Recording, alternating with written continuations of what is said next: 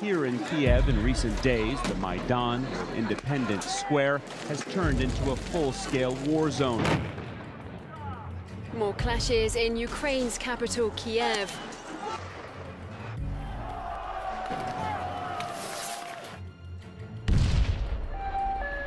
There is absolutely no doubt that snipers are working here. I've counted 10 bodies. Мы и сегодня не знаем, кто стрелял в людей. Это проблема. Now on the brink of a civil war. At least 70 dead so far, and the death toll rising. Эти технологии, еще раз говорю, от них не застраховано ни одно государство. What we saw here today was a revolution. Хотите узнать, что происходило на Украине? We've invested over $5 billion to assist Ukraine in these and other goals. Вы знаете, в большой политике, о чем бы ни говорили, все равно будут говорить о деньгах. NATO has expanded into 13 countries, up to the borders of Russia. 13 countries. The focus has to be on not allowing this crisis to turn into hot war between Ukraine and Russia. Эта тема очень опасная. Это тема войны. Сегодня спокойно никто не должен себя чувствовать.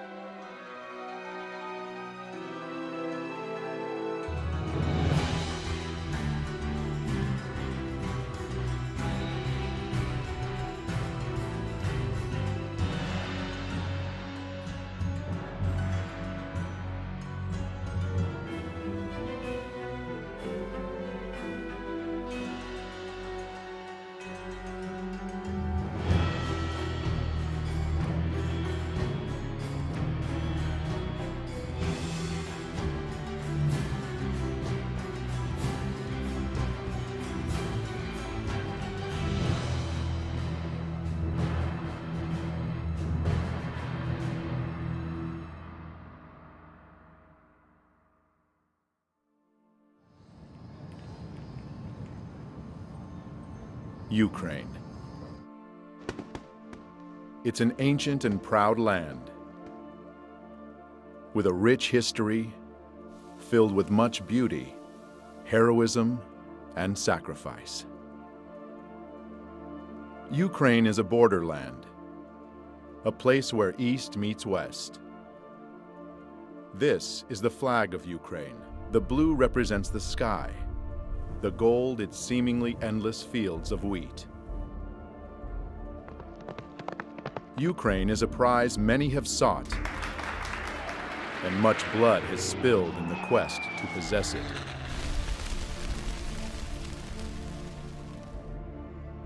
Ukraine has been the pathway for Western powers as they attempted to conquer the East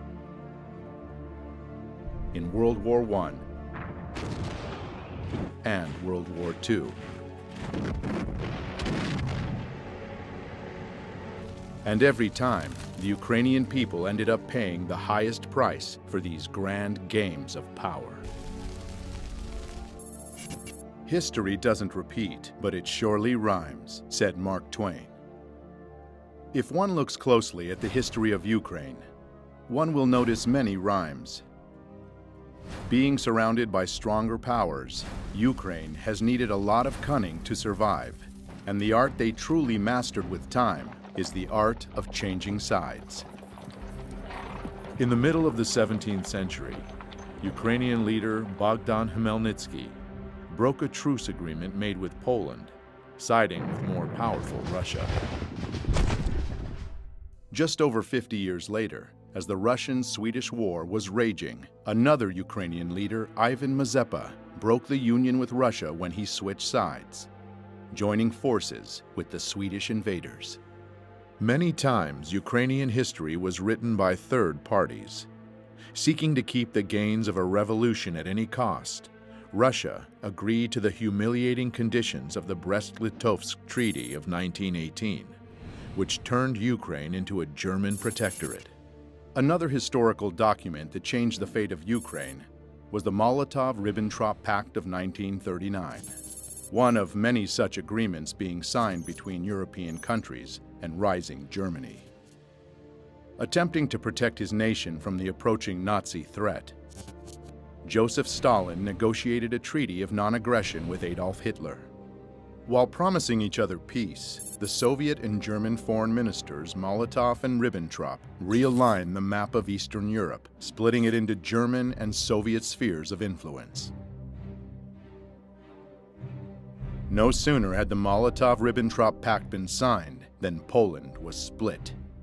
And in September of 1939, Eastern Poland awoke to be Western Ukraine and a part of the family of Soviet republics and the USSR. But even this bold dividing of lands and nations only delayed the inevitable. Germany broke its promise to the USSR.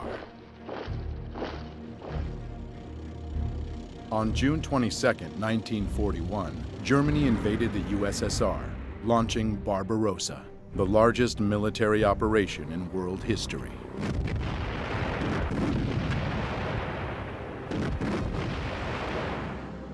Barbarossa was aiming for St. Petersburg, Moscow, and Kiev, Ukraine, three destinations of major significance. Ukraine, with its rich lands and resources, was an important industrial and economic source for the USSR. To cut it off from the Soviet Union would strike a big blow indeed. For most of the Soviet Union, the Second World War was about fighting the invaders of their land. But it wasn't quite so simple for Ukraine. The truth is, Ukraine has never been a united country. When World War II broke out, a large part of Western Ukraine's population welcomed the German soldiers as liberators from the recently forced upon them Soviet rule, and openly collaborated with the Germans. The real scale of collaboration was not announced for many years after the war, but we now know that whole divisions and battalions were formed by Ukrainian collaborators, such as SS Galician, Nachtigall, and Roland battalions. Just in the beginning of the war, more than 80,000 people from Galician region voluntarily enrolled into Division SS Galician in a month and a half, notorious for their extreme cruelty towards the Polish, Jewish, and Russian people on the territory of Ukraine. Members of these military groups came mostly from the Organization of Ukrainian Nationalists, the OUN, founded in 1929. This organization had an ultimate goal of creating an ethnically pure, independent Ukraine, and considered terror an acceptable tool for achieving their ends. Their official flag was black and red, land and blood. It will remain in Ukraine's history long after the OUN will cease to exist. In early 1940, the most radical nationalistic part of the Organization of Ukrainian Nationalists got its own leader, Stepan Bandera. Severely anti-Semitic and anti-communist, he proclaimed an independent Ukraine in 1941. His German allies frowned upon such an act of self-will, and it landed him in prison for nearly all the Second World War. Not participating in the events physically, Bandera still managed to successfully spread his ideology. Many independent historians estimate that the OUN militia exterminated from 150 to 200,000 Jews on Ukrainian territory occupied by the Germans by the end of 1941.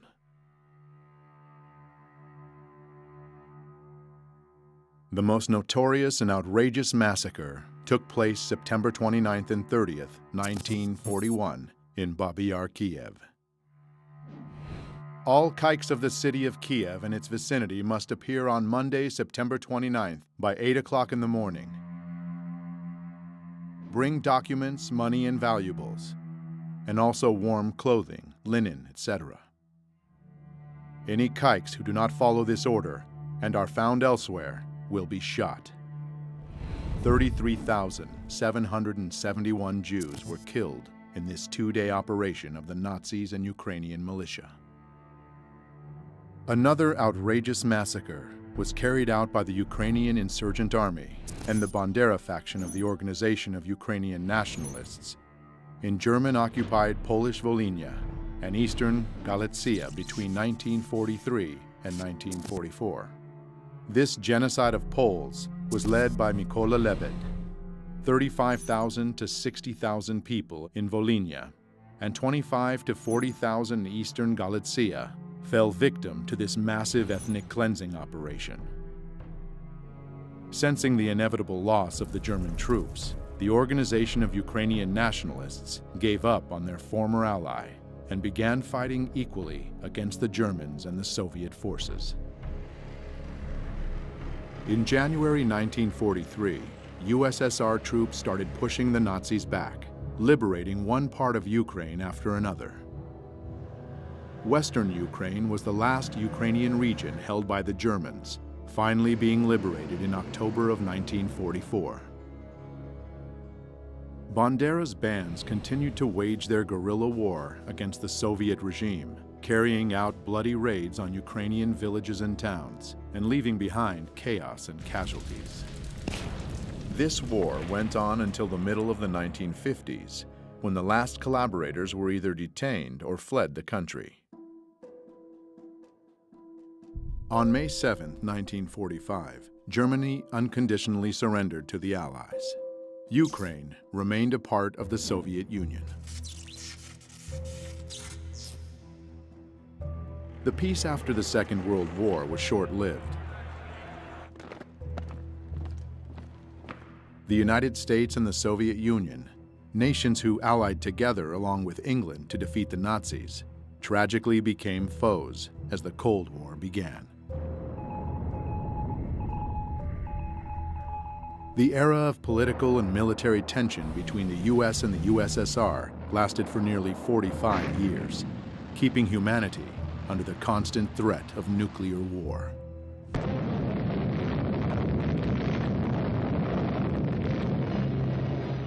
In this battle, the United States never lost sight of Ukraine's importance.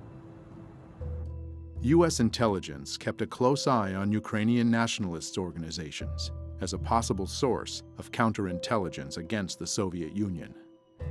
CIA documents that just recently have been declassified show strong ties between U.S. intelligence and Ukrainian nationalists since 1946. From the CIA agency report, it is clear that they were not mistaken about the nature of Ukrainian nationalist organizations or their leader, Stepan Bandera himself. According to an OSS report of September 1945, Bandera had earned a fierce reputation for conducting a reign of terror during World War II. After the Second World War, Bandera and other Ukrainian Nazi leaders fled to Europe where the CIA helped them hide. The CIA later informed the Immigration and Naturalization Service that it had concealed Stefan Bandera and other Ukrainians from the Soviets. The operations involving Ukrainians continued for many years. The Nuremberg trials of 1945 and 1946 brought the political, economic, and military leaders of fascist Germany to justice and revealed to the world the monstrous face of Nazism and the crimes they committed. But the Ukrainian Nazis were spared the same fate, and some were even granted indulgences by the CIA. By 1954, the agency excused the illegal activities of the OUN security branch in the name of Cold War necessity. In 1949, Mykola Lebed, the man responsible for the massacres in Volhynia, was moved to the United States, where he died in 1989 without ever being investigated or pursued as a war criminal. The CIA moved to protect Ukrainian nationalist leader Mykola Lebed from criminal investigation by the Immigration and Naturalization Service in 1952. Perhaps Bandera lost his use to the US, or maybe KGB agents outsmarted the CIA. But in 1959, Stepan Bandera, the leader of the Ukrainian nationalists, was killed in Munich, where he was hiding under the name of Stefan Popel. It would be fair to say that Bandera became a major symbol of Ukrainian nationalism by sheer chance, for he was neither its only leader nor its most powerful one. Dmytro Dontsov was the father of the far-right totalitarian doctrine in Ukraine.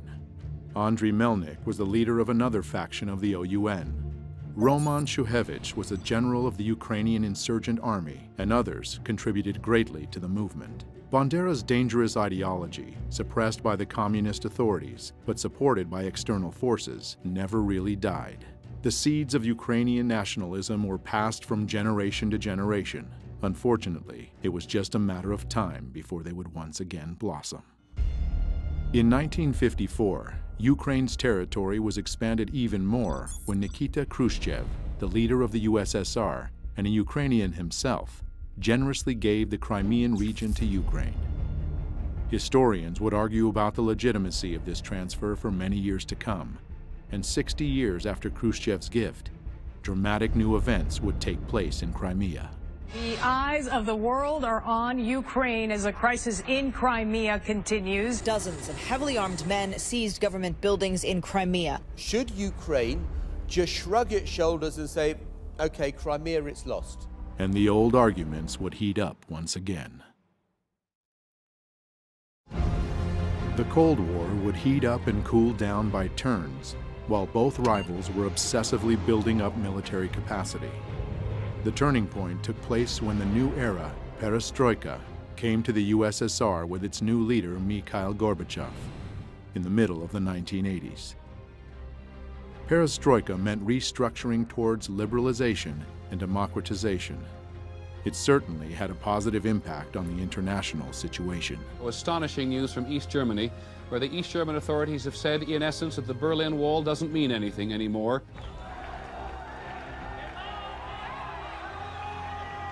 But inside the USSR, the weakening of Kremlin control had different consequences.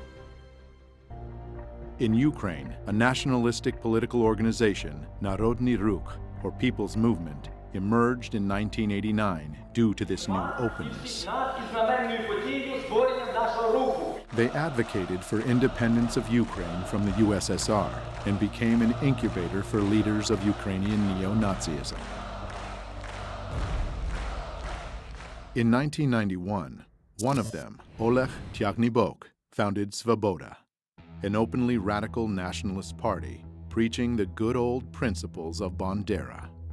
Вони готувалися і боролися з москалями, боролися з німцями, боролися з жидвою і з іншою нечистю, яка хотіла забрати в нас нашу українську державу. Purge Ukraine from the Jews and Russians, Ukraine for Ukrainians, and so on. His statements got him 5th place in the Simon Wiesenthal Center Top 10 Anti-Semitic World Leader Rankings of 2012. But also, sadly, attracted numerous followers.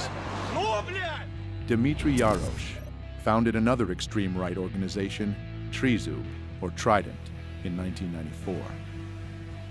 In April 2013, Yarosh became an assistant to a member of parliament from the opposition party Udar. Later that same year, he would become the leader of the most radical Ukrainian Nazi group, the Right Sector. Andrei Parubi would soon appear leading a whole army of ultra-nationalist warriors. And the torch marches would once again light up the streets of Ukrainian cities.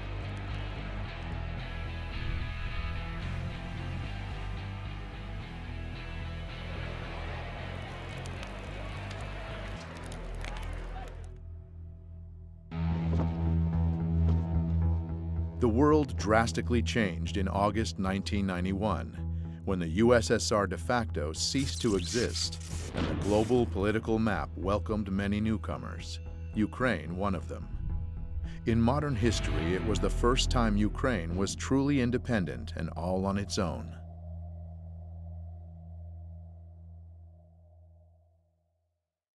The red flag came down over the Kremlin tonight as President Gorbachev resigned and brought to an end 7 decades of communist rule in the Soviet Union.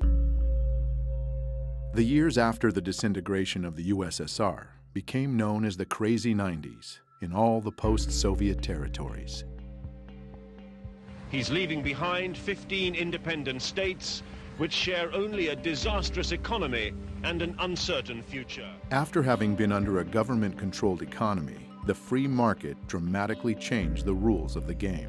New businesses emerged instantly, and the first oligarchs were born overnight. The former country with no class division suddenly became stratified.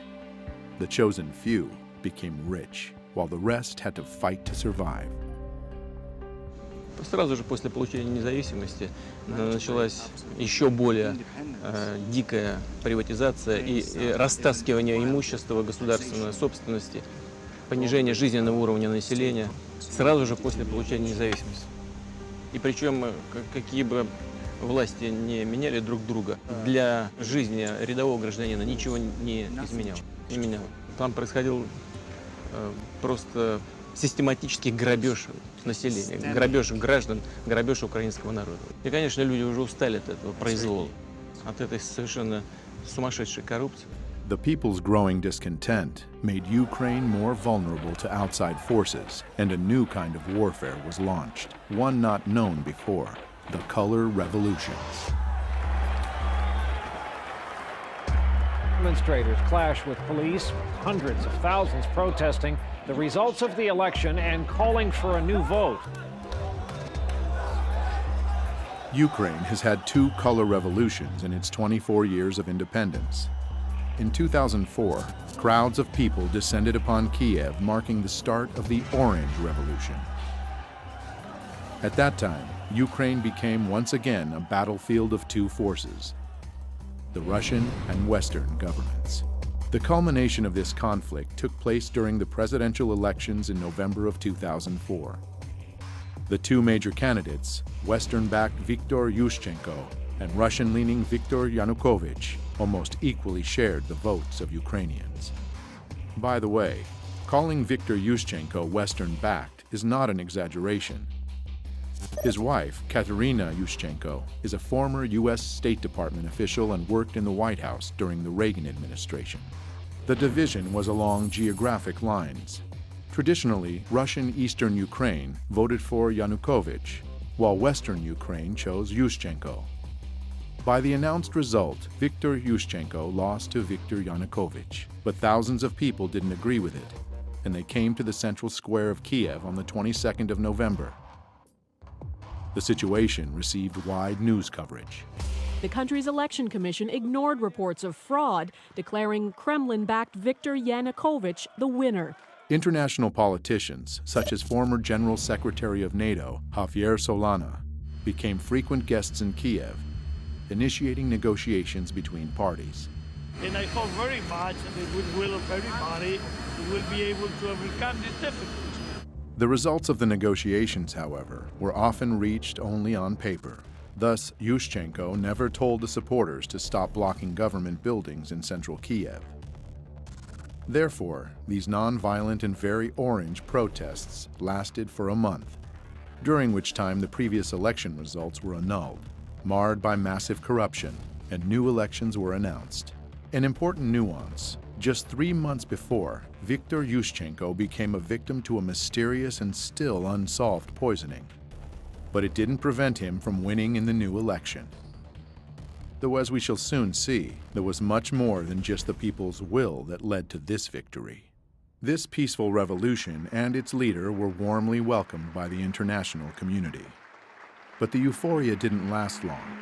Yushchenko's government completely failed with reforms and lost its chance to establish democracy, instead descending into infighting. Viktor Yushchenko was not re-elected for a second term, but at the end of his presidency, he had the time to make one last gift to his supporters from Western Ukraine. На завершення я хочу сказати про те, що чекали мільйони українських патріотів і багато років. Я підписав указ за незламність духу, відстоюванні національної ідеї, виявлені героїзм і самопожертву в боротьбі за незалежну українську державу. Постановляю присвоїти звання Герой України з удостоєнням ордена держави Бандері Степану Андрійовичу. Слава Україні!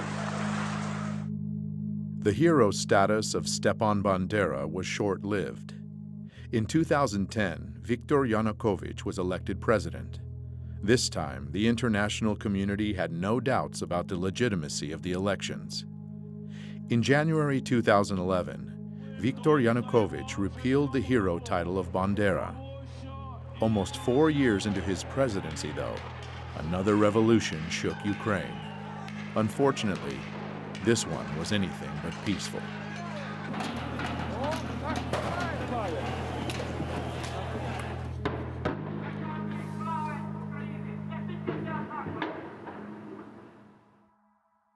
Mr. Yanukovych, I'm an American. I'm an outsider to this situation, and it's very complicated. But I would like, as a filmmaker, just to jump into the action and go to those moments in November 2013. You're president of the Ukraine. You've been president for 3 years at this point. The country is in bad economic shape, very bad. You have a trade agreement with Russia, and now you're seeking to make a better agreement with the EU, with the European Union, and you are negotiating. Can you bring me to that moment and what you're thinking? Действительно, это был очень сложный период времени для Украины, и нам нужно было найти решение проблем в 2013 году. Поэтому у нас было два партнера. Прежде всего, мы рассчитывали на Международный валютный фонд. Но Международный валютный фонд на протяжении года, когда мы вели переговоры, нам предлагал неприемлемые для нас варианты решений. Значительное поднятие тарифов для населения, прежде всего на энергоносители и на газ, то есть значительный рост расходов населения, при том, что доходы оставались прежние. Мы на это не пошли. Мы предложили другие варианты решения вопросов. Мы получили официальный отказ Международного валютного фонда в ноябре 2013 года. Оставалась Россия. Россия нам сказала, что мы готовы с вами работать как партнеры, если вы учтете наши интересы. Того, что экономика Украины и России зарождалась как единая экономика, сложились абсолютно уникальные, особые экономические отношения. Рынки в России были полностью открыты для украинских товаров, а при этом наши границы с Украиной таможенные полностью раскрыты. Таким образом, Евросоюз как бы заходил со всеми своими товарами на нашу территорию без всяких переговоров. И когда мы начали считать балансы, мы увидели, что соглашение, которое подготовлено Европой для Украины, требует больших экономических расходов, компенсаций потерь, а Европа компенсации не предлагает. При том, что российский рынок при этом для Украины частично сокращался или прикрывался. Сказали, конечно, если Украина решила так поступить, это ее выбор, и мы уважаем этот выбор. Но мы не должны этот выбор оплачивать. Наши переговоры с Европой не увенчались успехом. Поэтому на этом пути мы предложили сделать паузу. Violent clashes erupted in the Ukrainian capital Kiev as more than 100,000 people protested against a government decision to delay an association deal with the EU. Vitaly, you were Minister of Interior Affairs for the Ukraine during this period, and you were Chief of Police, essentially, of the country. Can you tell me your version of what happened from November protests through February protests? Мы располагали информацией, что протестные акции в любом случае массово планируются и начнутся в 2015 году. Но оппозиция воспользовалась тем фактом, что в начале Кабинет министров, а затем и президент приняли решение временно отложить подписание ассоциации с Европейским Союзом. Arseny Yatsenyuk, leader of the opposition party, Fatherland. Oleg Tagnibok, leader of the opposition nationalist far-right political party, Svoboda. Vitaly Klitschko, leader of the opposition party, Udar. Both EU and Ukrainian officials said on Thursday the suspension of talks on closer ties could be revived after the two-day meeting. But officials said the deal was off the table for now. Expected more.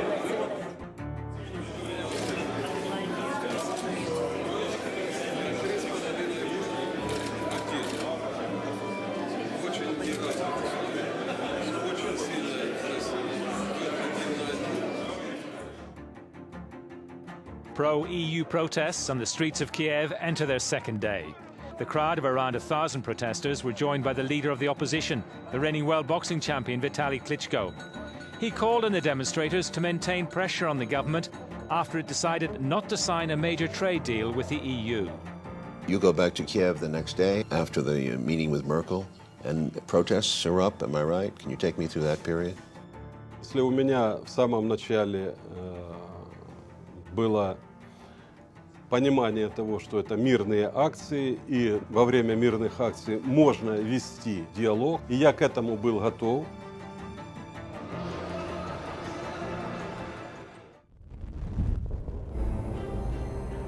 И говоря о протестах ноября-февраля, необходимо обязательно учитывать динамику их развития, которая происходила на Украине заранее до того. Огромное количество общественных организаций, которые финансировались из-за рубежа, огромное количество журналистов, работающих на гранты.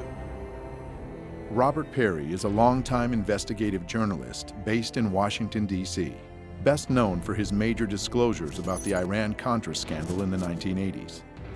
He is the founder of Consortium News, where he has reported extensively on the crisis in Ukraine and the forces behind the unrest. An NGO is a non-governmental organization. Now, many NGOs are quite legitimate. They represent good causes. Maybe they help people in a country feed or deal with water problems or deal with various kinds of social problems. But there are some NGOs that have become funded by government entities and serve more the purpose of that government rather than trying to serve the people that they are ostensibly working for. One thing we saw in the 1980s, at that point the Central Intelligence Agency had been largely discredited because of scandals that had been exposed in the 1970s. For 15 years, the CIA has secretly financed overseas activities of the National Students Association. But then there came to light a fantastic web of CIA penetrations. So when the Reagan administration came in, there was this concept that instead of having the CIA, which traditionally would go into these different target countries, funding their media, funding NGOs, funding different political operations, that was essentially farmed out to a new organization called the National Endowment for Democracy, which was created in 1983. And it would do pretty much what the agency used to do. It would go into one of these countries and it would support various political groups, train activists, deal with journalists, business groups, and try to advance U.S. foreign policy interests, sometimes against the interests of the host government, the target government. And beyond that, they received financial and other logistical help from the National Endowment for Democracy and other U.S. agencies that helped them training activists, working with journalists to get their side presented more favorably. They work on things like, how do you get traction? How do you get things to go viral? How do you then use that to generate support for your cause? And support was generated. Mustafa Nayyem. Mustafa Nayyem, a founder of one of Ukraine's new media outlets, Доброго дня, доброї ночі, точніше.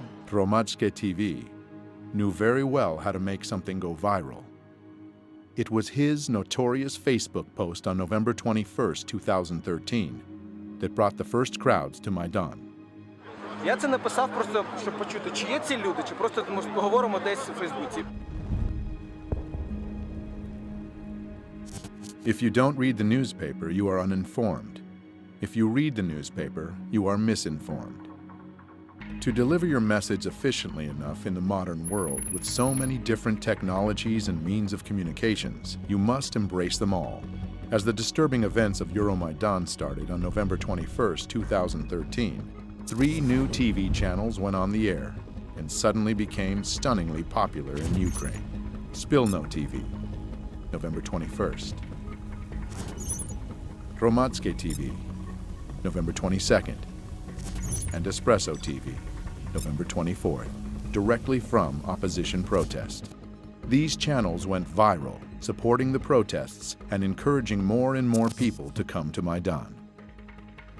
И первые выступления массовые начались 21 числа, 21 ноября. Сначала акции проходили мирно. На эти акции пришли люди разной категории. Это были молодые и пожилые люди, приходили с детьми. Явно было понятно, что с их стороны есть доверие к власти, в том числе и к правоохранителям, потому что свободно выходили.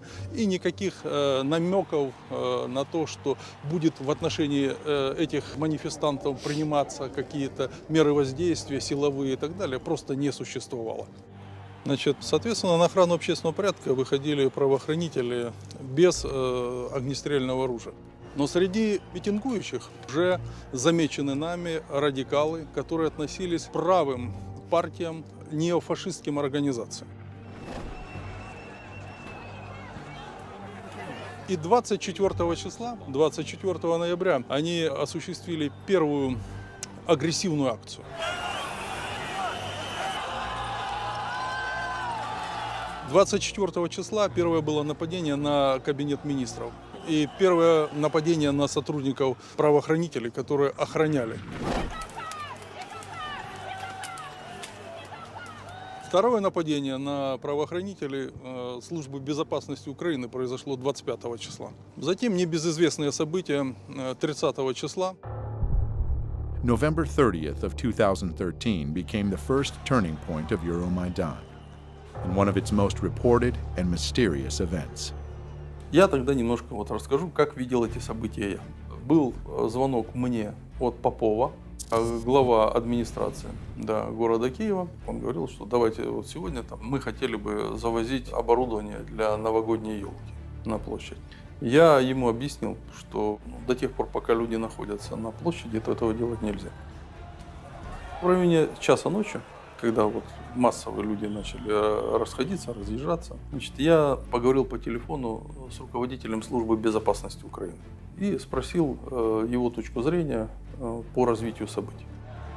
Он сказал, я считаю, что, слава богу, все закончилось. Вся информация идет о том, что все закончилось.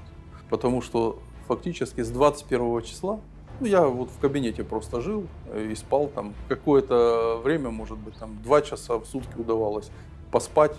Около 3 часов ночи я приехал тоже к себе домой. Завел часы на 6:30 утра, включил телевизор сразу же, когда проснулся. Он у меня был настроен на 5-й канал. И 5-й канал демонстрирует большое количество скорых помощи. И там побитые люди. After riot, police attacked peaceful protesters with clubs. Happened in the early hours. The eyewitnesses that were there said that the police did use truncheons. Меня, честно говоря, пробил просто холодный пот. Моя первая реакция на то, что Майдан пострадал от действий полиции, была мгновенной. Нужно было расследовать, кто дал приказ разгонять митингующих, применять к ним силу. Я был противник того, чтобы к митингующим применялась сила, нарушали права людей. Решений таких Попов самостоятельно принимать просто не мог. А кто для него был самый высокий руководитель? Для Попова был самый большой руководитель, это глава администрации. Сергей Владимирович Левочкин. Coincidentally, Sergei Lovochkin is a close associate to many U.S. politicians. The security service of Ukraine had evidence that on that night, Lovochkin was in contact with opposition leader Yatsenyuk, where they discussed the clearing of Maidan on the pretext of installing the annual Christmas tree. News media reported that the riot police cruelly attacked the students peacefully sleeping in their tents. But scenes from the event seem to tell a different story. It appears that the protesters were waiting for the police. Additionally, there were dozens of journalists and cameramen from all the new public TV news outlets prepared to cover the events. And most ominously, a group of well-trained young men arrived to Maidan almost simultaneously with the riot police. They infiltrated the crowd and began provocations with insults, stones, and torches. The right sector in Ukraine represents a part of the Ukrainian population that has often favored fairly extreme right-wing positions. They had militias that came especially during the Maidan protests. There were groups that were being shipped into Kiev where they would provide the muscle, in effect, for the demonstrations. So the demonstrations went from being relatively peaceful political protests to being increasingly violent. The first step in any detective work is to establish a motive.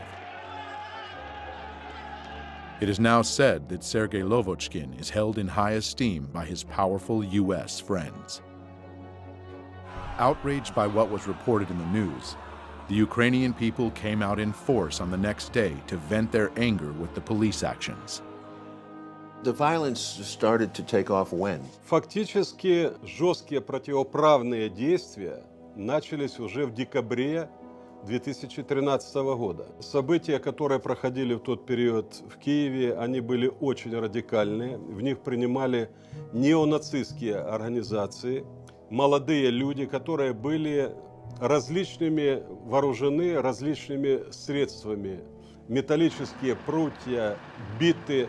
В том числе использовалась техника, например, дорожно-строительная, грейдерами, и они грейдерами наезжали на работников правоохранительных органов, на милицию, которая защищала и не давала захватить правительственные здания и здания администрации президента. Как президент мог такой неуправляемой толпе выйти и с кем говорить? Технологии, которые применялись в тот период времени, они были заранее спланированы. As veiled and masked as the color revolutions can be, an attentive viewer can see subtle patterns and similarities revealing their true nature. To make crowds act as one obedient group, they have to be united at the unconscious level. The masterminds of color revolutions know this well and have perfected the art. Symbolism is one of the most powerful tools to achieve this end. Revolutionary political organizations with surprisingly similar names and even more similar logos have appeared time and again, almost as omens marking the countries that would be hit by the colored plague next. They are often described as being aware and active, when they're actually trained and radical.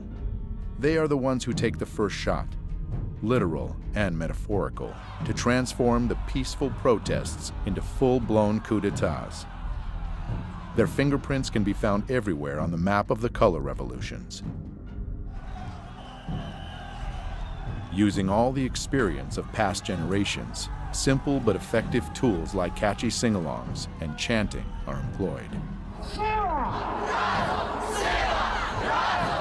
Well known for exciting the crowd and creating a group identity, they depersonalize individuals and make them easier to manipulate. Дякую, друзі! Слава Україні! Конечно, без денег здесь не могло быть. Такое количество негосударственных, различных общественных организаций, грантов, которое выделялось на Украину, это не есть секретом. Incidentally, one such organization, Hromadske TV, received generous donations from the Dutch and U.S. embassies, as well as from the Renaissance Foundation, an NGO founded by George Soros. I set up a foundation in Ukraine before Ukraine became independent of Russia. And the foundation has been functioning ever since. And it played an important part in events now. I like criticism, but it must be my way. Did you see any evidence of U.S. involvement? Did you feel their presence from the U.S.? Очень частыми гостями были представители Соединенных Штатов, конгрессмены, были госпожа Нуланд, приезжала очень часто, у нас были с ней дискуссии. Но после этих дискуссий она шла на Майдан и поддерживала протестующих. И обвиняла правоохранительные органы, применялась чрезмерно сила. На самом деле эти все месседжи мы видели на Майдане. We will be back here on this square to celebrate with you a Ukraine that stands with Europe and stands with the United States. Well, members of Congress were visiting Ukraine during that period, most famously Congressman John McCain. So some of the people who were challenging their government, their elected government at that point, were being told by the senior U.S. official, a person who ran for president and a top official in the U.S. Congress, that the U.S. was with them. I'm Senator John McCain, and it's always a pleasure to be back in Ukraine. Senator McCain was, in a sense, giving the people in the Maidan a feeling that they had the backing of the most powerful country on earth. This is about the future you want for your country. This is about the future you deserve. Делегаций много приезжало. Я говорил, что нельзя говорить, во-первых, неправду. Нельзя становиться на сторону митингующих и отстаивать их права, создавая тем самым и углубляя конфликт. Когда митингующие захватывают правительственные здания и учреждения, скажите, допустимо ли это в любой другой стране, например, чтобы посол Украины пришел к митингующим в Фергюсоне и раздавал там пряники или пирожки и обвинял полицейских Соединенных Штатов Америки? Я считаю, что это недопустимо ни в одной европейской стране. А почему к Украине было такое отношение? Who was your highest level of contact with the U.S. government in this period? Я постоянно имел контакт с господином Байденом, вице-президентом. У меня были частые с ним телефонные переговоры. Но дело в том, что господин Байден говорил одно, а в Украине делали другое. And the U.S. ambassador? Посол Соединенных Штатов в Украине постоянно принимал представителей Майдана у себя в посольстве. Мы это очень хорошо знали, мы это отслеживали. И создавалось такое впечатление, что в посольстве Соединенных Штатов существует штаб, который управляет этим процессом. In early February of 2014, as the Maidan crisis was getting more violent, there was a phone call that was intercepted. It was a call between the Assistant Secretary of State for European Affairs, Victoria Nuland, and the U.S. Ambassador to Ukraine, Jeffrey Pyatt. Questions of credibility are being raised after a private chat between two top U.S. diplomats was leaked online. I think Yats is the guy who's got the economic experience, the governing experience. He's the guy, you know, what he needs is Klitsch and Tony Book on the outside. I just think Klitsch going in, he's going to be at that level working for Yatsenyuk. It's just not going to work. Yeah, no, I think that's right. Okay. Good. Well, do you want us to try to set up a call with him as the next step? Sullivan's come back to me, VFR, saying you need Biden, and I said probably tomorrow for an attaboy and to get the deets to stick. So Okay. Biden's willing. So you had this remarkable phone call where you have these two senior officials of the U.S. government apparently talking about a coup or how they were planning to restructure the government of Ukraine. Fuck the EU. No, exactly. I'm not saying the whole U.S. government feels that way. There is division on this, but the neoconservative element wants very much to change the strategic dynamic in Eastern Europe. The neocons are very smart people, and they've been at this for a long time. They came in around the issue of propaganda. They studied how to create hot buttons for the American people. They had this experience when they were getting the American people to get excited about Central America back in the 1980s. Sandinista regular army. The ground force is being equipped now with Russian artillery. And they've been applying those same strategies ever since. They remain very dedicated to achieving their goals. They still want to get rid of certain governments. They wanted regime change in Syria, for instance, regime change in Iran. They're very skilled at this, and they have a lot of allies now inside the news media, inside the government, and that means that they can do a lot to control the narrative of any story. I think in America these days, we have somehow told ourselves that there are a lot of ways of dealing with these problems other than hard power. Vladimir Putin cares about hard power. The neoconservatives can now demonize a leader of a country. That sells with the American people. So you don't just sort of argue a policy, you attack the leader. So the neoconservatives became very skilled at picking out leaders, finding their ugly traits, and then highlighting them. Yanukovych, you might say, was a rather clunky political leader, but you make him into a devil. He's totally corrupt, and he's evil, and he wants to kill people in the Maidan, these wonderful white-hatted demonstrators. So you've got a black hat versus white hat. You would keep repeating that basic scenario. And it works with the American people. You've got to realize what Vladimir Putin is. He's an old KGB colonel that wants to restore the Russian Empire. You make them into demons, and the American people find that the way they can understand the world.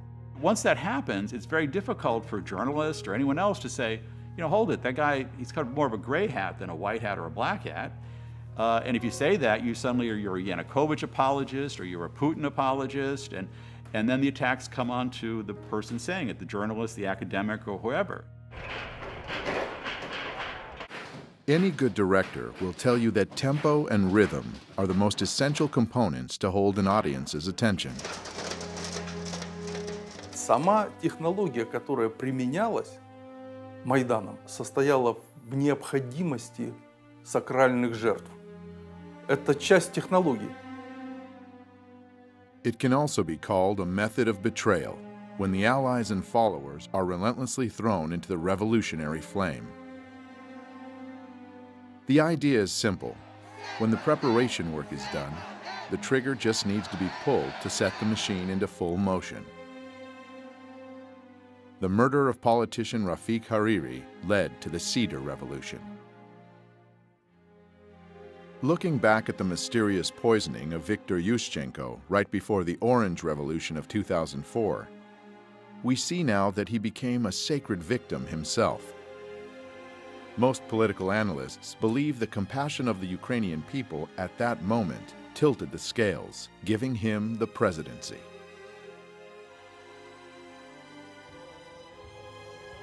The number of victims among the protesters during Euromaidan totaled over 100. They are called the Heavenly Hundred. All the sacred victims were immediately mythologized. The beating of students on November 30th, 2013 was the obvious trigger of Euromaidan. Those who sent trained provocateurs to the square very well realized that peaceful protesters were the ones who would get hurt the most. It's hard to keep protests going for months on end. Tensions subside, and people inevitably get tired. Holidays are also a big danger for revolutionary masterminds. People want to be home with their families and friends, and one needs to get inventive to keep people in a cold tent city.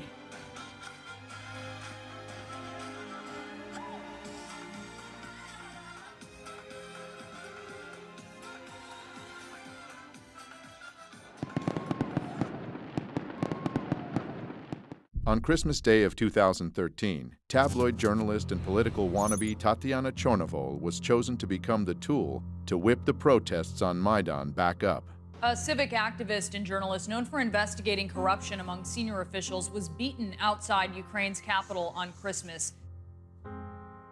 Her heroic deeds as a reporter looked more like petty crimes. Trespassing on the presidential residence of Viktor Yanukovych, leading a rioting crowd to seize the Kiev City Administration building, breaking into a car of the Security Service of Ukraine. It looked like Tatiana was more interested in making news than reporting it, and gaining name recognition that could be turned into votes for her struggling political career in the opposition party Fatherland. She gave the world media a Christmas present in 2013, when she was cruelly beaten by unknown assailants on the road. Despite the fact that in just 3 days all the suspects were arrested and confessed to beating Tatiana during a road rage incident, world media kept insisting upon the political background of the crime. Instantaneously, Tatiana became a heroic martyr uniting people around her image.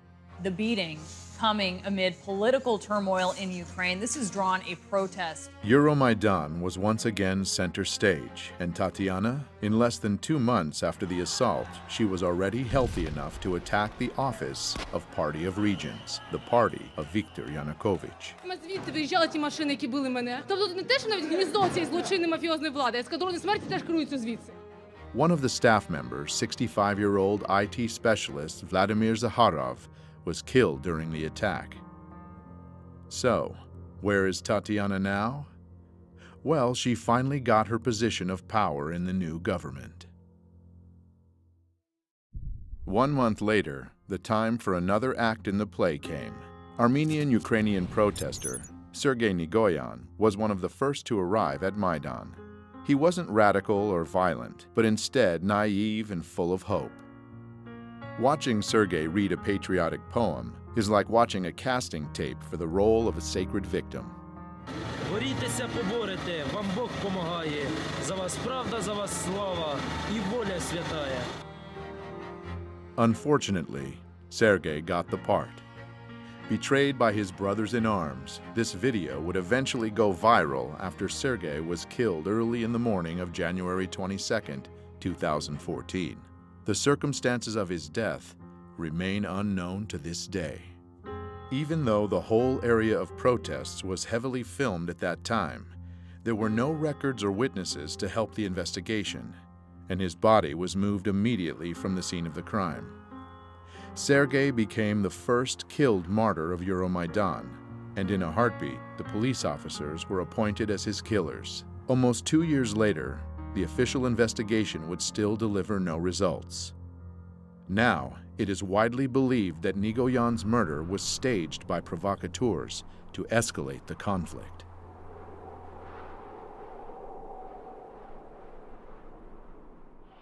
God speaks to people with the language of signs. On January 26, 2014, Pope Francis prayed for Ukraine, addressing thousands of people at St. Peter's Square in Vatican City. Pater, et Filius, et Spiritus Sanctus. After the prayer, 2 white doves were released from the papal window and were immediately attacked by a crow and seagull. Those who understand the language could easily read the meaning of this omen. Soon, great forces, the seagull and the crow, would be tearing apart 2 Slavic nations, the white doves. This omen gave hope to the Ukrainian people, saying that by God's will, the doves would be saved. But it also predicted severe hardship and many victims. The events which could enter into the history of the color revolutions as the most massive human sacrifice yet arrived right on schedule, 1 month later. For weeks, this European capital has been the scene of a violent uprising. Today, the bloodiest day yet. The protesters are pushing up towards the government district, armed here with Molotov cocktails, but we saw handguns and shotguns too. There are casualties on both sides. Well, she's just said that there are 6 dead people up there, not just injured, dead. They said they've been hit by snipers. 20 февраля начали расстреливать сотрудников милиции. Я получил информацию, что начали стрелять снайперы, и есть жертвы с 2 сторон. Консерватория, откуда прозвучали первые выстрелы, это то, что было под контролем у сил Майдана. And here again we meet our old acquaintance from Narodny Ruch, Andriy Paruby, who is at the peak of his glory as self-proclaimed commandant of Maidan, which basically means the leader of the radical opposition. Ми попередили їх про те, що Майдан може вдатись до більш активних дій, якщо в найближчі дні ми не побачимо виконання наших вимог. В том, чтобы посеять хаос, но Янукович точно не был заинтересован в том, чтобы хаос разрастался. The protesters were filmed leading a long line of riot police away. It's not clear where they were taking them. 67 officers are currently reported to be missing. 14 policemen dead and 43 wounded. Было погибших 20 человек и более 150 раненых огнестрельными ранениями. Тогда уже было понятно, 20-21 февраля, что начался вооруженный переворот. Earlier, from inside the protest camp, the opposition leader Vitaly Klitschko urged his supporters to stay put. Each of you here should stay strong in spirit, he said, because we're not going anywhere. Мы вели в этот период времени переговоры с оппозицией и очень часто договаривались. Но, как я позже понял, что это была игра. Та часть, которая оппозиции, которая не принимала участие в переговорах, радикальная часть, она не обращала внимания и никого не слушала. Они выполняли свою работу. Like in 2004 during the Orange Revolution, international leaders felt it necessary to intervene and bring both sides to the negotiating table. Приехали 3 министра иностранных дел европейских стран в Киев. Laurent Fabius, Frank-Walter Steinmeier, Radoslav Sikorski. Приняли участие во встрече президента Януковича и оппозиции. Договорились о том, что будут проведены досрочные выборы. Договорились о том, как будут строить отношения между оппозицией и президентом. The Ukrainian president and the leaders of the anti-government protests there have agreed on a truce. The truce was to give talks between President Yanukovych and the opposition a chance. Just like in 2004, the opposition, or at least its radical faction, the Right Sector, headed by Dmitry Yarosh, had no intention on fulfilling its part of the bargain. Ті домовленості, які досягнуті, не відповідають нашим з вами прагненням. Правий сектор не складе зброї. Правий сектор не зніме блокаду жодної з державних установ, поки не буде виконана найголовніша наша вимога – відставка Януковича. Я подписал такой протокол, но немного позже я понял, что какой бы протокол мы ни подписали, сценарий захвата власти и государственного переворота, он был запланирован и он был неизбежен. То есть фактически это не зависело от наших действий. The opposition leaders left saying they may have found a way to end the bloodshed, but they wanted to take the conclusions from their meeting to the people. It was soon apparent that the people were not happy. И на следующий день господин Янукович уехал во второй по величине город страны, в город Харьков. Как только он уехал, захватили и его резиденцию, резиденцию администрации, и правительство с помощью оружия. Как это называется? Дело в том, что я вылетел туда вертолетом. Машины, которые меня должны были сопровождать, выехали самостоятельно, но этого никто не знал. Ехали президентские машины, и по этой колонне президентских машин был открыт огонь. Также была информация у нашей разведки, что были специальные наемники, которым была поставлена задача не захватывать президента, а расстрелять. И я обратился к президенту Путину, чтобы он разрешил мне выехать на территорию России. Я получил согласие, и мне было оказано содействие. 24 февраля я попал на территорию России.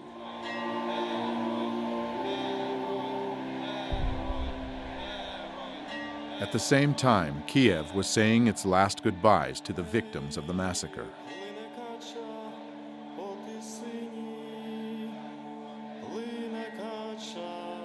It was also welcoming those who came to power at their cost. Ukraine's parliament has voted for the new Speaker of the Assembly to become interim president. Alexander Turchinov called on lawmakers to form an interim government by Tuesday. These latest developments follow the dismissal of President Viktor Yanukovych on Saturday. And they removed Yanukovych, not following the constitutional procedures for impeachment. Процедура импичмента не была соблюдена. Для этого должен был быть привлечен Конституционный суд, Верховный суд. Этого не сделали. И голосовать в парламенте должны были 3/4 депутатов. The Parliament of Ukraine consists of 450 deputies. The Constitution of Ukraine requires at least a 3/4 majority to vote. In other words, 338 votes in favor of the impeachment, but only 328 deputies voted yes. 3/4 не проголосовали. The U.S. State Department almost immediately said this was a legitimate government, and that was part of this effort to get regime change. Instead of trying to find some way to revive the February 21st agreement, where maybe you could bring back Yanukovych in some titular way, that became not a possibility anymore. Then you had eastern Ukraine resisting, you had Crimea wanting to break away, and things rapidly escalated. Voters will decide Sunday whether they'll leave Ukraine and join Russia. The campaign with the slogan "Together with Russia" has the backing of Moscow. The Crimea situation, the referendum, is also happening during this period very quickly. Крымский референдум инициировали жители Крыма. Это была их реакция на попытки представителей Майдана устроить такой Майдан в Крыму. Это не секрет, что население Крыма всегда было пророссийски настроенным. Crimean authorities, sensing the mood of the populace, fully supported Viktor Yanukovych's decision to postpone the 2013 European Union Association deal and side deeper ties to Russia. As the events in Kiev took their course, Crimean authorities issued a declaration, putting into words the fears of its people. Based on the will of the Crimeans who elected us, we declare that we will not give Crimea to extremists and neo-Nazis seeking to seize power in Ukraine at the cost of the blood of the country and its citizens.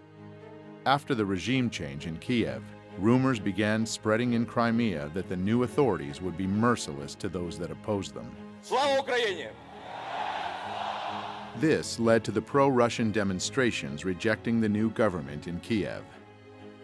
On February 27th, the government buildings in the capital of Crimea were seized by pro-Russian protesters. The current Crimean government was dismissed, and the new leader, Sergei Aksyonov, was assigned as the leader of the Crimean Autonomous Republic.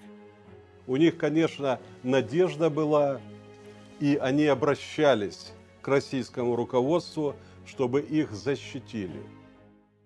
On March 16th, the Crimean referendum was held, and the people voted to leave Ukraine and enter the Russian Federation. The situation in Crimea is being presented as a Russian invasion. And again, nobody who looks at this seriously and looks at the poll numbers, some of the poll numbers done by the US government agencies themselves, showing that the people of Crimea preferred being part of Russia. In the US news media, it has all been presented as the Russians invaded, they then staged a sham election with people with guns at their backs. Somehow they faked the ballot boxes to get 96% approval for rejoining Russia. The idea of a referendum in Crimea is just quite simply unconstitutional. It does raise questions on whether this vote really is free and fair, especially given the heavy military presence in Crimea right now, Errol. So that's how it's been sold to the American people. The reality is very different. The atmosphere here certainly is electric. Thousands of people who've gathered in the capital Crimean city of Simferopol. All of this following a referendum held last Sunday in which the majority of people here overwhelmingly voted in support of being reunited with Russia. Я бы хотел спросить, что такое демократия? Демократия – это политика, основанная на воле народа. Как выясняется воля народа? В современном мире с помощью голосования. Люди пришли свыше 90%, и свыше 90% проголосовали за присоединение к России. Нужно уважать выбор людей. Не подстраивать каждый раз под свои геополитические интересы, международное право и принципы демократии. У нас не было там никаких боевых действий. Там никто не стрелял. Никто никого не убивал. What is described in the West as a Russian invasion of Crimea is, in fact, the presence of Russian soldiers in Crimea. Can you clarify that? Российские солдаты в Крыму, как говорят, были испокон веков. Потому что база Черноморского флота была в Крыму. As long ago as 1804, Sevastopol's naval base became the main military port of the Russian Empire on the Black Sea. During the Second World War, the heroic defense of Sevastopol lasted almost a year and took hundreds of thousands of lives. Therefore, the naval base in Crimea has a legacy of historical pride for the Russian Black Sea Fleet, as well as being of huge strategic importance.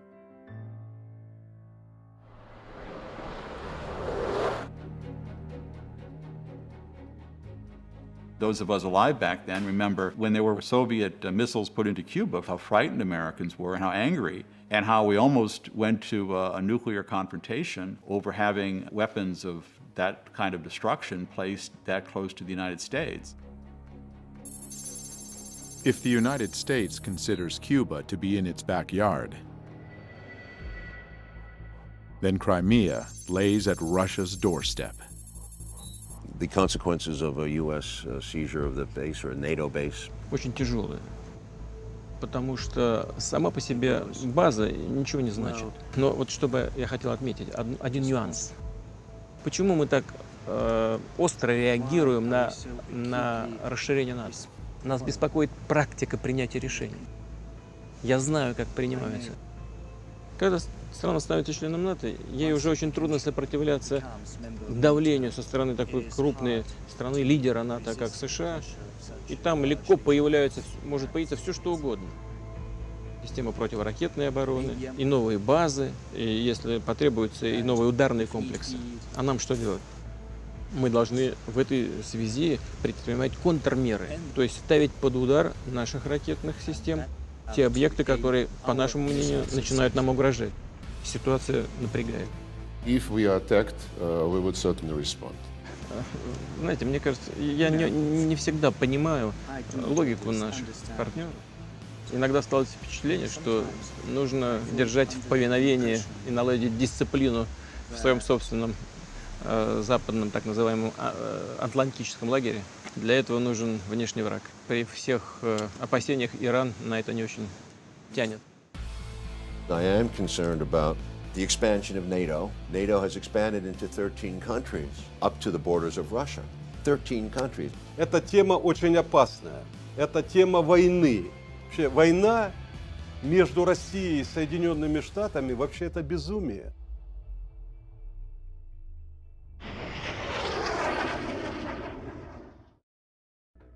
In early spring of 2014, eastern Ukraine was also buzzing with protests against the new authorities in Kiev. This region, with the population close to Russia geographically and culturally, feared that the ultra-right leanings of the newly formed government would bring neo-nationalism to their lands. And they had their reasons. The status of the Russian language in Ukraine has been a stumbling block for many years. Implementing Russian as a second state language was one of the main campaign promises of President Viktor Yanukovych. In 2012, the Yanukovych government passed a law making it the second official language in the southern and eastern parts of Ukraine, the areas where the Russian-speaking population makes up a majority.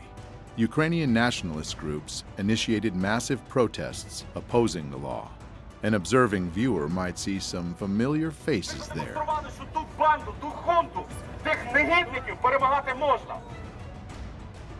On February 23, 2014, the very next day after the regime change, the new government voted for an annulment of the official status of the Russian language. And even though later this decision was vetoed by the acting president, Alexander Turchinov, it still sent a message, and a powerful one. This alarmed the Russian-speaking cities of eastern Ukraine, and people took to the streets to show their disagreement. In response, pro-Maidan groups conducted their own demonstrations. When the two parties would meet, it was always tense, and eventually it led to tragedy. One person died and over 50 people were wounded in clashes during a pro-Russian march protesting the new government in Kiev. On April 6th, the Crimean scenario began repeating in eastern Ukraine, where protesters seized government buildings. And the next day, April 7th, they proclaimed Donetsk People's Republic. Kiev replied by announcing the beginning of an anti-terrorist operation in eastern Ukraine. By that time, the international media was screaming about a Russian invasion in Ukraine.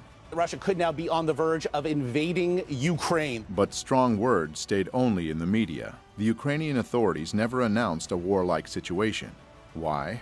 IMF cannot give money to countries engaged in ongoing war. Petro Poroshenko. Вы знаете, в большой политике, о чем бы ни говорили, все равно будут говорить о деньгах.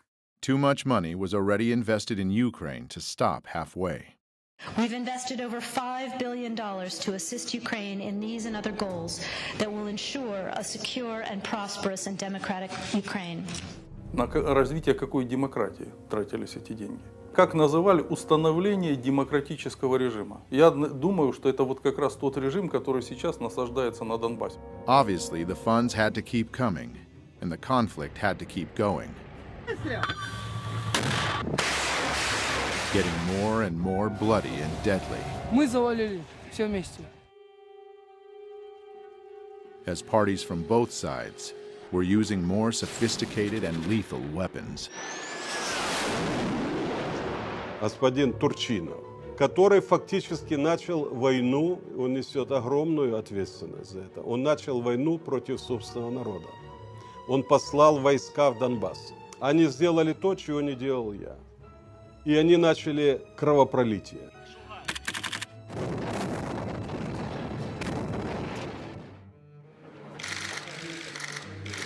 The world seemed too busy welcoming this new democracy in Kiev to notice what was being done as it spread its wings over the country.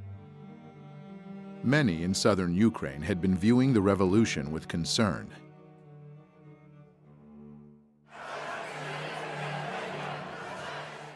And an anti-Maidan movement formed in the city of Odessa in early January 2014.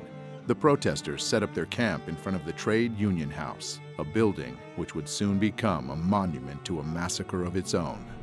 It's difficult to overestimate the importance of Odessa. It is strategically located on the Black Sea, and it's Ukraine's largest seaport. It's not surprising that Ukraine's new authorities were watching the situation unfolding there with growing alarm. More and more of Odessa's people were joining the anti-Maidan movement at the same time as events in eastern Ukraine were heating up. The new Ukrainian government didn't have the power to wage war on too many fronts. If Odessa were to join the growing uprising in the eastern regions, it would seriously complicate the situation. This rebellion had to be extinguished immediately and at any cost, and that cost was high. On May 2, 2014, soccer fans flocked to the center of Odessa City for the Ukrainian championship match. Surprisingly, a great number of these fans who descended into Odessa just the night before also turned out to be fighters from the Maidan self-defense units, along with members of radical organizations from all parts of Ukraine.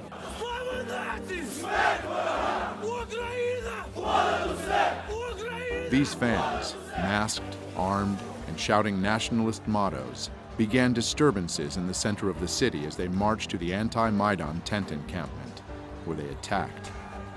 The anti-Maidan protesters sought shelter in the Trade Union House, but it was a trap. Maidan supporters started throwing Molotov cocktails into the building until it was engulfed in flames. People burned to death inside, or, trying to escape, jumped from the windows. Although a fire station was less than a mile away, it took almost half an hour for firefighters to arrive. When they finally did, the damage had been done.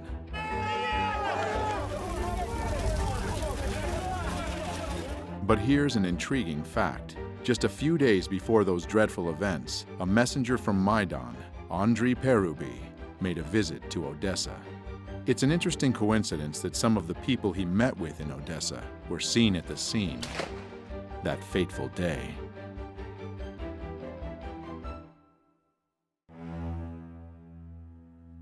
But not everyone was mourning.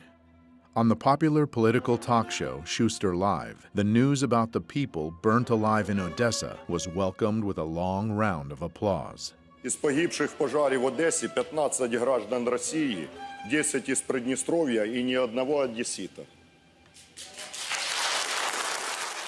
On its Facebook page, the Right Sector announced the events of May 2nd, a proud moment in national history. An official investigation into this sad event has been going on now for nearly 2 years, and it's yet to reach a conclusion. But it seems the experts had all the information they needed from the very beginning. Звичайно, провокація була з сторони путінських бойовиків, які почали розкол української демонстрації.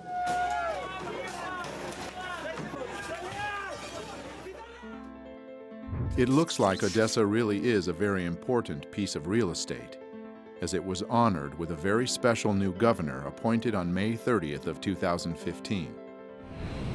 Mikhail Saakashvili, an old friend of the United States and born and raised in Ukraine's neighboring country, Georgia. A little hoedown there in Georgia. A quick look at his biography gives one an understanding that he's been groomed for a special mission. Mr. Saakashvili received a U.S. State Department scholarship, and he worked for a New York law firm which represented the organization Kamara, a group that appeared earlier when we learned about the color revolutions. We are dealing with democratic, bloodless revolution. This is the Revolution of Roses, and this is Mikhail Saakashvili with Kamara, busy overthrowing the legitimately elected president, Eduard Shevardnadze. Remove the government by peaceful means. That's classics, you know, you're really European, I'm proud. Soon after the Rose Revolution blossomed fully, Georgia announced its intentions to join NATO and plant fresh NATO military bases in the fertile soil right on Russia's border. Never ever we will give our freedom and independence. Never ever will give any piece of our territory. Saakashvili's mission was accomplished, at least with his friends and NATO. The Georgian populace wasn't quite as happy, though. In 2007, they took to the streets to voice discontent, and Mr. Saakashvili responded with force. The people's discontent grew. Saakashvili's party lost parliamentary elections, and the opposition took control. He said this means that the parliamentary majority should set up a new government and me as the president, according to our constitution. Mikhail decided not to wait for the results of the president's election and fled the country in October 2013. In 2014, Saakashvili refused summons to appear in court as a witness in several criminal cases. Later that same year, he was accused of misuse of power and embezzlement. Saakashvili wound up in the U.S., and soon his friends in Washington found him a new assignment. Mikhail actively supported Maidan, and very soon was rewarded with a high position in the new Ukrainian government. First as the president's counselor, and then as the governor of Odessa. The day before taking this position, he renounced his citizenship to Georgia, the country of his birth, and became a Ukrainian citizen. Я навсегда останусь гордым гражданином моей гордой родины. Гордым гражданином моей гордой родины. As they say, the battle is worth the blood, both literally and figuratively. Я прекрасно знаю реальную цену реформ господина Саакашвили. Я прекрасно знаю то, что он на Украине на самом деле является частью проекта, который нужно осуществить Украине определенным силам. Jeffrey Payet, the U.S. ambassador to Ukraine, paid a visit to Saakashvili just a month after he took office in Odessa. But as long as the Oblast administration is delivering results on Ukraine, you are going to see a steady flow of embassy and Washington visitors coming here. The meeting was fruitful, and Jeffrey generous. No matter how well Saakashvili's job goes, it looks like he shouldn't be worried about his own finances. On his Facebook page, he posted an official document showing that the new governor of Odessa gets a pretty penny from Washington, almost $200,000 a year. For comparison, the governor of Maine gets $70,000 a year. So if Odessa became a new U.S. state, it would be at the top of the list. Mr. Saakashvili should feel right at home in his newly adopted country. He is best of friends with fellow color revolutionary leader Viktor Yushchenko, who's the godfather of his son. Губернатором Одесской области назначен бывший президент Саакашвили. Это просто плевок, оскорбление одесситам, да и всему украинскому народу. Ему не дали даже рабочую визу в США. Университеты, в которых его пытались трудоустроить, не захотели его брать на постоянную работу. Значит, исполнять обязанности губернатора Одессы он может. А что, нет порядочных, профессиональных и способных выполнять такую работу украинцев?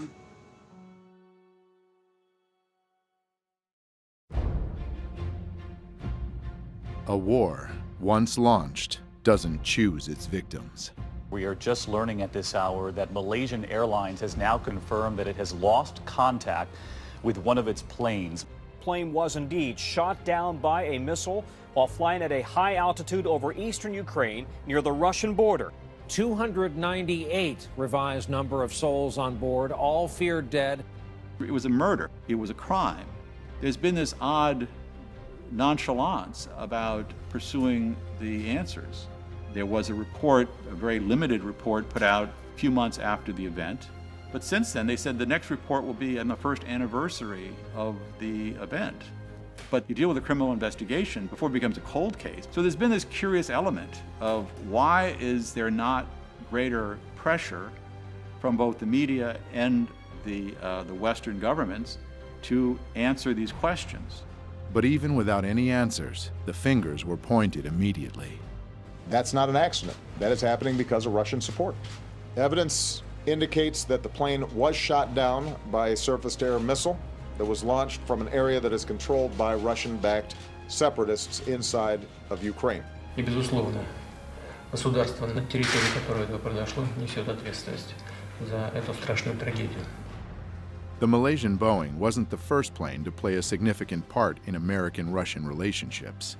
On September 1st, 1983, Korean Airlines Flight 007 from New York to Seoul via Anchorage was shot down by a Soviet interceptor aircraft over the territory of the USSR in the Sea of Japan. There was absolutely no justification, either legal or moral, for what the Soviets did.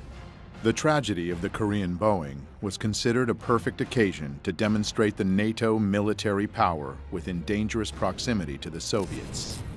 On November 2nd, 1983, NATO launched Able Archer, a 10-day command post exercise simulating a conflict escalation, culminating in a nuclear attack. It was followed by placing Pershing II nuclear missiles in Europe. What Reagan didn't take into consideration was the paranoid overreaction of the Soviets. A recently declassified U.S. intelligence report shows that for the first time since the Cuban Missile Crisis, the world was that close to nuclear war. Just like in 1983, the Malaysian Boeing crash was leveraged against the enemy. A new wave of sanctions hit Russia immediately after the tragedy. The United States is imposing new sanctions in key sectors of the Russian economy. Almost a year and 3 months later, the Dutch Safety Board published a report. Ladies and gentlemen, flight MH17 crashed because of a 9N314M warhead detonated outside the aeroplane above the left side of the cockpit. The report didn't blame any specific group or person and estimated a very wide area of 320 kilometers as a zone from which the missile was fired. At the same time, the Russian producer of Buk missiles, Almaz-Antey, conducted its own independent investigation. Результаты эксперимента полностью опровергли выводы голландской комиссии о типе ракеты и месте запуска.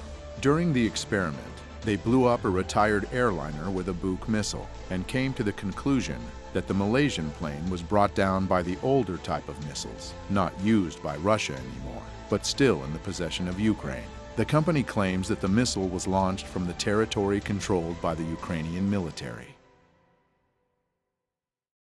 One would expect that these controversial results would again stir up public interest in the investigation, but the tragedy of Malaysian flight MH17 had already played its role in the big geopolitical game. Therefore, it was soon forgotten. The goal was achieved. After the third wave of sanctions hit Russia, the tensions between the two countries skyrocketed. So the question presents itself: are we truly witnessing the beginning of Cold War 2.0? And if so, what are our chances to survive at this time?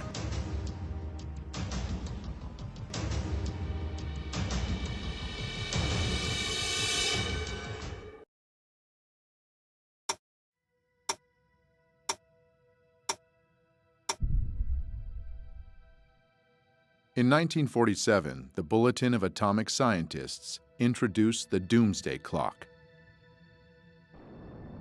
It represents a countdown to global nuclear annihilation.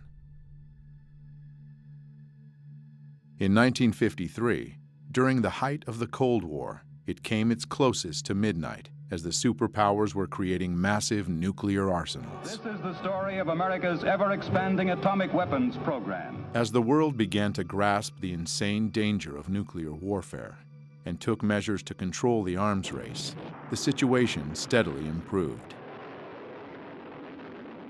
In 1991, the doomsday clock was at its furthest from midnight, 17 minutes. That time of hope was short-lived, though, as the world has become more and more unstable. But in 2015, the Bulletin of Atomic Scientists moved the clock to just 3 minutes to midnight. Today, unchecked climate change and a nuclear arms race resulting from modernization of huge arsenals pose extraordinary and undeniable threats to the continued existence of humanity. The United States and Russia have embarked on massive programs to modernize their nuclear arsenals, undermining existing nuclear weapons treaties.